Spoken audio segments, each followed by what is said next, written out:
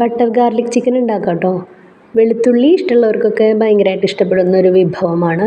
നമ്മളിവിടെ 1/2 kilo boneless chicken pieces ആണ് എടുത്തിട്ടുള്ളത്. എല്ലുള്ള കഷ്ണങ്ങൾ കൊണ്ട് നമ്മൾക്ക് ഉണ്ടാക്കാം.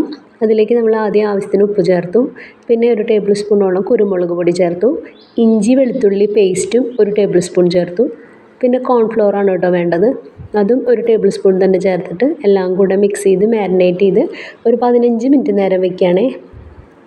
അതിനുശേഷം അടുപ്പത്ത് ഒരു ചട്ടി വെച്ചിട്ട് ചൂടായി വരുമ്പോൾ അതിലേക്ക് 1.5 ടേബിൾ സ്പൂൺ വെളിച്ചെണ്ണയാണ് കേട്ടോ ഞാൻ എടുത്തിട്ടുള്ളത്. വേറെ ഏത് ഓയിൽ വേണമെങ്കിൽ നിങ്ങൾക്ക് എടുക്കാം. പിന്നെ നമ്മൾ നേരത്തെ മാരിനേറ്റ് ചെയ്ത് വെച്ചിട്ടുള്ള ചിക്കൻ പീസസ് ഇട്ടിട്ട് മറച്ചും തിരിച്ചിട്ട് പൊരിച്ചെടുക്കുകയാണ് ചെയ്യുന്നത്.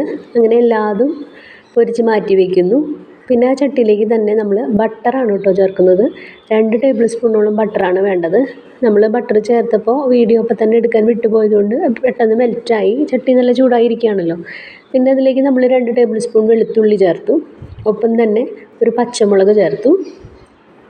നല്ല ഡാർക്ക് സോയാ സോസാണ് എൻ്റെ അടുത്തുള്ളത്. അത് 1 ടേബിൾ സ്പൂണോളം ചേർത്തു. എന്നിട്ട് എല്ലാം കൂടെ മിക്സ് ചെയ്ത് അതിലേക്ക് നമ്മൾ നേരത്തെ പൊരിച്ച് വെച്ചിട്ടുള്ള ചിക്കൻ പീസസ് ചേർക്കണം. പക്ഷെ അതിന് മുൻപ് ഒരു സാധനം കൂടി ചേർക്കാനുണ്ട്. 1 ടേബിൾ സ്പൂൺ കോൺഫ്ലോർ 1/2 ഗ്ലാസ് വെള്ളത്തിൽ മിക്സ് ചെയ്തിട്ട് ചേർത്തിട്ട് അതിലേക്കാണ് കേട്ടോ നമ്മൾ ചിക്കൻ പീസസ് ചേർക്കണേ. അങ്ങനെ എല്ലാം ചേർത്തിട്ട് ഇനി നമ്മൾ ഉപ്പ് ചേർക്കേണ്ട ആവശ്യമില്ല. ഓൾറെഡി സോയാ സോസിൽ ഉപ്പുണ്ട്. പിന്നെ നേരത്തെ നമ്മൾ ചിക്കൻ പീസസ് ഉപ്പ് ചേർത്തിട്ടാണ് പൊരിച്ചെടുത്തത്. ഇനി നമുക്ക് വേണ്ടത് ഉള്ളിത്തണ്ടാണ്. നമ്മുടെ അടുത്ത് അതില്ല. നിർബന്ധമില്ല, വേണമെന്ന് ഇട്ട് കഴിഞ്ഞാൽ ടേസ്റ്റ് നല്ലതാണ്. നമ്മളിപ്പോൾ അതിന് പകരമായിട്ട് മല്ലിയില ചെറുതാക്കി നുറുക്കി ചേർത്തു.